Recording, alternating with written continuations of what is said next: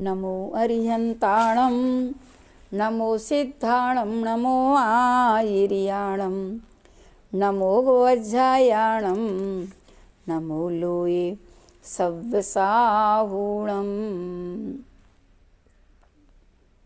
प्रमत्त विरत गुणस्थान। छठवें गुणस्थान का नाम है प्रमत्त विरत। विरत तो हो चुका है लेकिन अभी वह प्रमादी है। जो सम्यक्त और सकल व्रत यानी कि पंच महाव्रतों को 28 मूल गुणों से सहित हो, किंतु संजुलन कषाय का तीव्र उदय होने से प्रमाद सहित हो, वह प्रमत्त विरत गुणस्थान कहलाता है। इसको धारण करने वाला प्रमत्त विरत गुणस्थान वाला साधक कहलाता है। इस गुणस्थान में आहार करने, विहार करने, दीक्षा, शिक्षा, प्रायश्चित देने आदि के अनेक विकल्प होते हैं। इस प्रकार विकल्प रूप प्रमाद रहता है। वैसे देखा जाए तो प्रमाद के कितने भेद हैं? 15 भेद हैं। कौन कौन से हैं 15 भेद? 4 विकथाएँ, 4 कषाय, 5 इंद्रियों के विषय, निद्रा और स्नेह। ठीक है, ये 15 भेद होते हैं। आपने यदि कर्मकांड पढ़ा हो तो उसमें प्रमाद के ये भेद क्रम सा बनाए हैं, नष्ट उद्दिष्ट आदि से निकाले गए हैं। वो कहते हैं स्त्री कथा लापी क्रोधी स्पर्शनेन्द्रिय वसंगतो निद्रालु स्नेहवान। ऐसे संयोग से उत्तर भेद कितने बन जाते हैं? प्रमाद के 80 भेद हो जाते हैं। इसका विशेष वर्णन तो कर्म जीव कांड से ही देखना, ठीक है ना। जैसे हमने एक भंग बना के बता दिया ना, स्त्री कथा, क्रोधी स्पर्शन इंद्रिय के वश में, निद्रालु है और स्नेहवान है, एक भंग बन गया। दूसरा चारों कथाओं में लगाएंगे ना, भोजन कथा लापी, फिर क्रोधी स्पर्शन इंद्रिय वश, निद्रालु स्नेहवान। तीसरी राज्य कथा, फिर राष्ट्र कथा। ऐसी विकताओं को लगाओ, फिर क्रमशः क्रोध को छोड़ के फिर मान को लगाओ, फिर 5 इंद्रिय में स्पर्श इंद्रिय, फिर रसना आदि इंद्रियों को लगाओ। तो ऐसा करते करते सब बदलते जाएंगे और ये भंग कितने बन जाएंगे? 80 भंग बन जाएंगे। उसमें आप समझ लेना, बहुत अच्छे से वर्णन दिया गया है। इस गुणस्थान में प्रत्याख्यानावरण नामक चारित्र मोह के क्षयोपशम से होता है। तो प्रत्याख्यानावरण कसाय के उदयाभावी क्षय, उन्हीं का सद्वस्था रूप उपशम, और संजुलन के देशघाती स्पर्धकों का उदय, उससे बनता है क्षयोपशम। और ये संयम भाव भी क्षयोपशम भाव है, यहाँ भी क्षयोपशमिक भाव है। और इस संयम को ग्रहण करने के लिए भी 2 करण होते हैं, अधाकरण और अपूर्व करण होता है। लेकिन देखो विशेषता ये है कि यह गुणस्थान चढ़ने में नहीं बनता। हमेशा छठवां गुणस्थान चढ़ने में नहीं बनता, गिरने में बनता है। कभी भी जब कोई संयम लेता है, पहले गुणस्थान से भी यदि जाएगा तो पहले सप्तम गुणस्थान में जाएगा। देश अविरत सम्यक दृष्टि भी जाएगा तो पहले सप्तम में, देश व्रत वाला भी जाएगा पहले सप्तम में, फिर अंतर मुहूर्त बाद वह गिरेगा। तो छठवां गुणस्थान गिरने से बनता है। जैसे द्वितीय गुणस्थान गिरने से बनता है ना, ऐसे छठवां गुणस्थान भी गिरने से बनता है। इस गुणस्थान में जीव अप्रमत्त विरत गुणस्थान से ही आता है। अतः इस गुणस्थान वाला 7वें, 5वें, चौथे, तीसरे, दूसरे, पहले से भी आ सकता है। कौन? इस गुणस्थान से भी आ सकता है। मतलब इस गुणस्थान से भले सप्तम में चला जाएगा, छठे से लड़के का तो 5वां भी आ सकता है, चौथा भी आ सकता है, तीसरा भी आ सकता है, दूसरा भी, और पहले में भी आ सकता है। लेकिन छठवां गुणस्थान वाला तो इतने गुणस्थानों में जा सकता है, लेकिन छठवें गुणस्थान में कौन जाएगा? तो सप्तम गुणस्थान से ही नीचे उतरेगा। आ गया समझ में। अब देखो इस गुणस्थान की और कौन सी विशेषता है कि आहारक दुख का बंध तो सप्तम गुणस्थान में होता है, लेकिन आहारक रिद्धि हमेशा छठवें गुणस्थान में। पुतला कब निकलेगा? मस्तिष्क से एक हाथ का स्फटिक मणि जैसा सुंदर, बिल्कुल पुतला जाता है और शंका का समाधान करके आ जाता है। इस गुणस्थान में जिसके आहारक रिद्धि हो गई है, उसके किसी सूक्ष्म तत्व में शंका आदि होने पर आहारक शरीर प्रकट होता है। या देव वंदना का भाव भी हो तो भी आहारक रिद्धि प्रकट हो जाती है। ये आहारक शरीर जब तक बनते हुए अपर्याप्त तक रहता है तब तक आहारक मिश्र का युग में रहता है, और जैसे पूर्ण बन गया तो आहारक शरीर कहलाने लगता है, पर्याप्तक हो गया। और यह पर्याप्तक होते ही जिस दिशा में केवली श्रुत केवली का पादमूल रहता है उस दिशा में जाता है, और वहाँ इसके लिए जिज्ञासा का समाधान हो जाता है और वापस लौट आता है। और मान लो उस दिशा में नहीं मिले कोई केवली श्रुत केवली तो मोड़ लेता है, और जैसे ही मोड़ करेगा तो फिर उस पुतला में से पुनः दूसरा आहारक शरीर का निर्माण हो जाता है, आहारक से आहारक का निर्माण हो जाता है। ऐसा आचार्य भगवंतों का कथन है। तो इस तरीके से इस गुणस्थान की विशेषता है। बंध तो आहारक दुख का होता है कहाँ? सप्तम गुणस्थान में, और उदय कहाँ आता है? छठवें गुणस्थान में। वो भी देखो संक्लिष्ट परिणामों की, मुझे ये चीज़ समझ में नहीं आ रही है, क्या करूँ, कैसे करूँ, मुझे ये आचार्य भगवंत की वाणी क्यों समझ में नहीं आ रही है। ऐसे मन में संक्लिष्ट परिणाम होते हैं तो पुतला निकलता है, या देव वंदना का भाव आ जाता है कि भगवान मैं क्या करूं, मेरे अंदर क्षमता नहीं है शिखर जी जाने की, मुझे शिखर जी की वंदना करने के भाव है, तो पुतला निकल जाता है। इस गुणस्थान में परिहार विशुद्धि धारी के परिहार विशुद्धि चारित्र भी होता है। सामायिक छेदोपस्थापना तो होता ही है, लेकिन परिहार विशुद्धि के दो ही गुणस्थान हैं, छठा और सातवां। तो इस गुणस्थान में परिहार विशुद्धि संयम भी रहता है।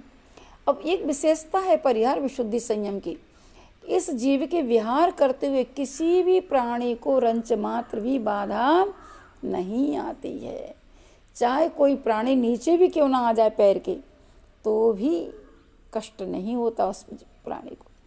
और ये परिहार विशुद्धि संयम कैसे प्रकट होता है? जब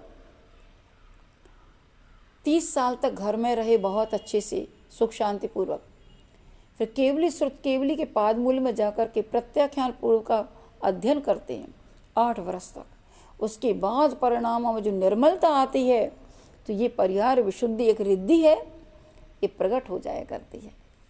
और इस रिद्धि के प्रकट होते ही हमेशा 2 कोष चलते हैं। इनका कोई चातुर्मास का नियम नहीं रहता, क्योंकि इनसे किसी भी जीव को बाधा नहीं पहुंचती है। ठीक है ना। तो आहारक रिद्धि, परिहार विशुद्धि संयम, और यहाँ पर मनःप्रय ज्ञान भी हो जाता है, रहता है, मनःप्रय ज्ञान भी हो जाता है, क्योंकि अभी तक तो मति ज्ञान, श्रुति ज्ञान, अवधि ज्ञान थे, लेकिन दिगंबर मुनियों के ही मनःप्रय ज्ञान होता है, ये भी रिद्धि है।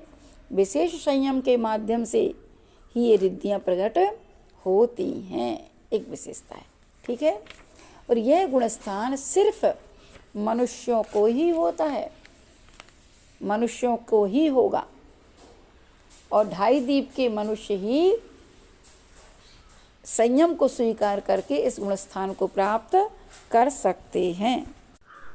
इस गुणस्थान में प्रमाद तो है, इसके बावजूद भी रौद्र ध्यान नहीं होता। यहाँ पर निदान के बिना 3 आर्त ध्यान और 4 धर्म ध्यान होते हैं, लेकिन रौद्र ध्यान नहीं होता। हिंसा में आनंद, झूठ में आनंद, परिग्रह में आनंद, चोरी में आनंद, इसमें कोई आनंद नहीं, और निदान भी नहीं करता साधक। वेदना होती है तो तत्संबंधी थोड़ा आर्त ध्यान हो सकता है, गुरु का वियोग हुआ तो आर्त ध्यान हो सकता है, इस तरीके, लेकिन वैसा आर्त ध्यान नहीं होता, और रौद्र ध्यान तो होता ही नहीं है। ठीक है ना। तो यहाँ पर 3 आर्त ध्यान और 4 धर्म ध्यान होते हैं।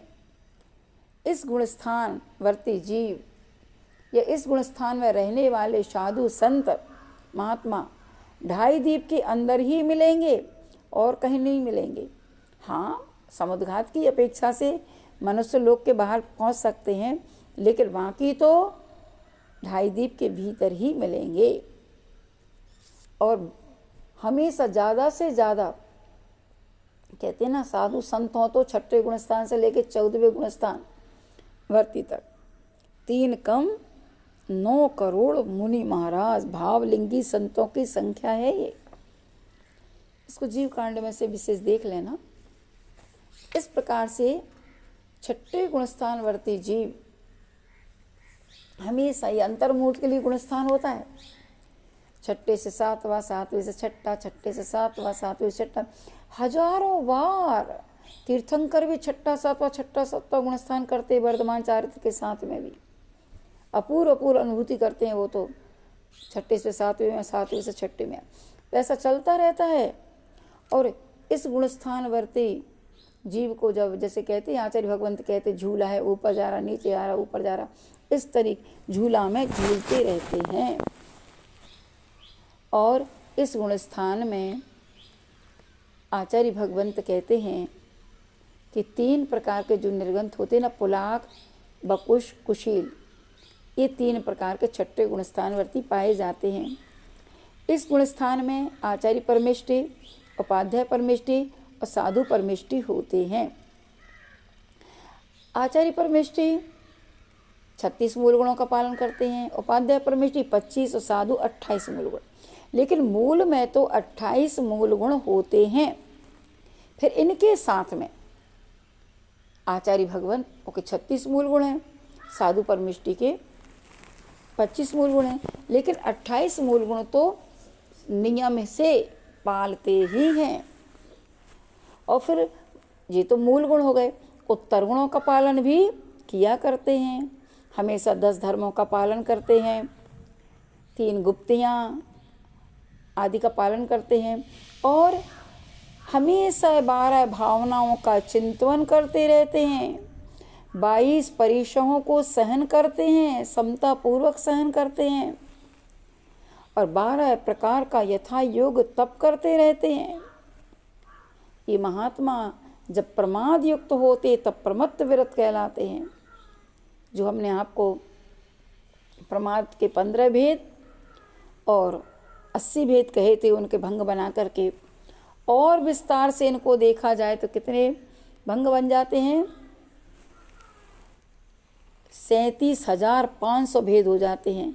वो यहाँ पर प्रसंग में दिए हैं, लेकिन ये भेद हम आपको नहीं बताएंगे। आप तो जिनको विशेष रुचि हो तो जीव कांड को आप देख लेंगे तो आपको प्रमाद संबंधी सारी भंग की जानकारी हो जाएगी।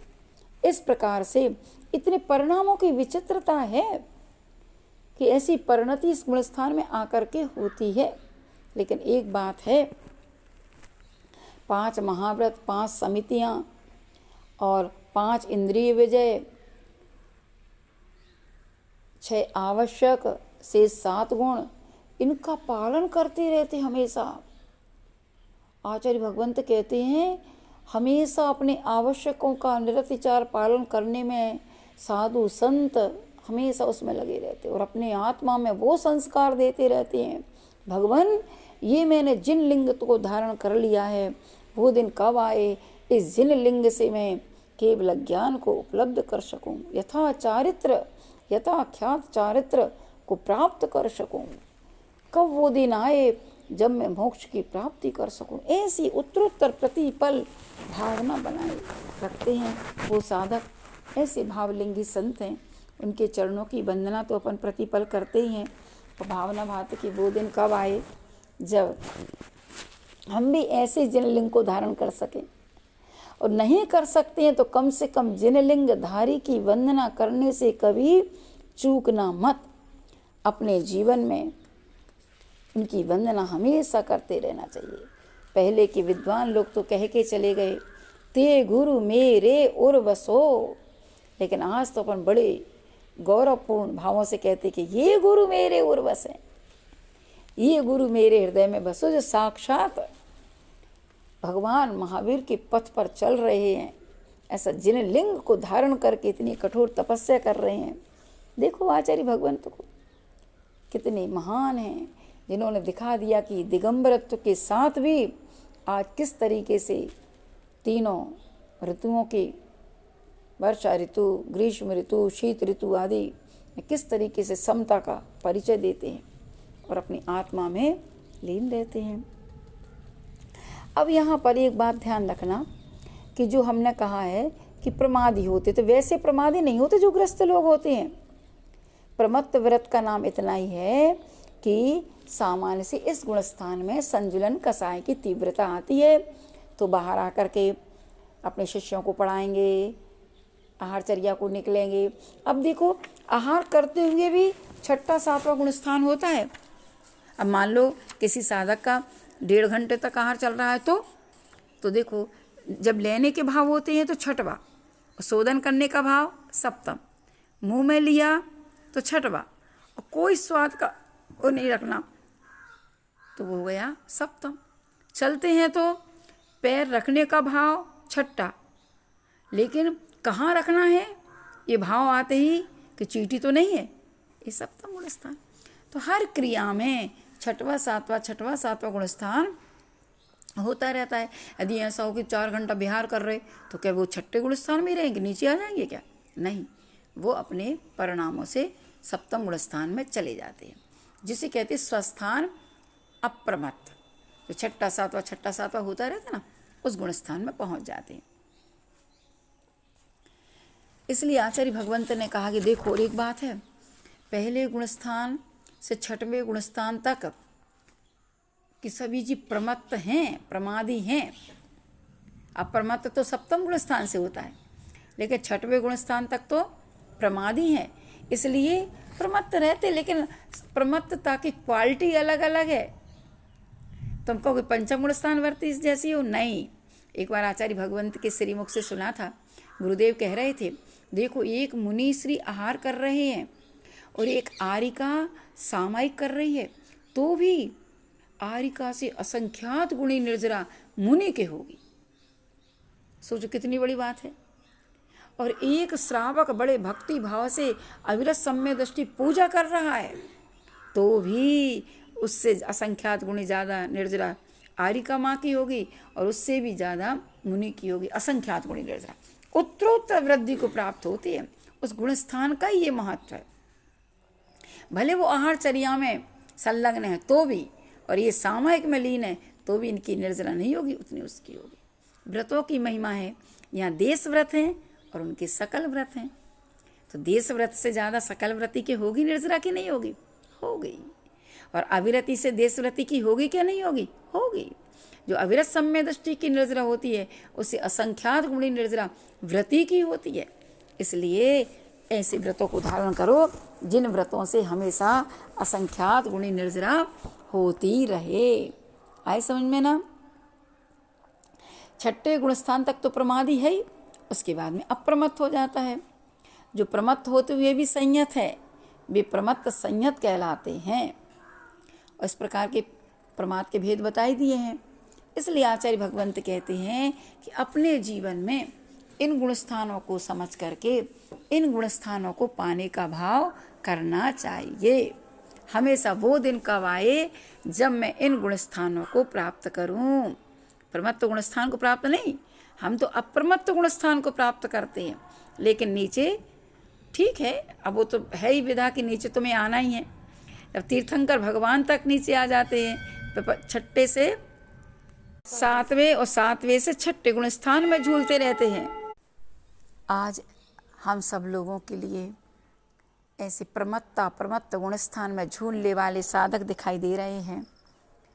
प्रतिपल हम उनकी वंदना करते हैं और इन साधकों को स्मरण करते हुए 2.5 दीप के सारे साधकों को स्मरण करके और अपने अंदर की विशुद्धि के बढ़ाते धन्य हैं जो इस गुणस्थान में रह करके अपने परिणामों को उत्तरोत्तर निर्मल करते चले जा रहे हैं।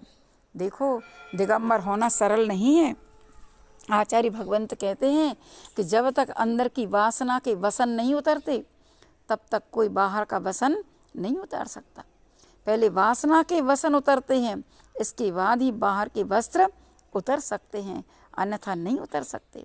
तो ऐसे जो निर्विकार हैं, निश्चल हैं, अपने परिणामों को इतना विशुद्ध और निर्मल रखते हैं, मुनि मन निर्मल जैसा है गंगा को जल, ऐसा पवित्र मन वाले सारे साधकों के चरणों में बारंबार नमोस्तु नमोस्तु करते हुए धन्यवाद।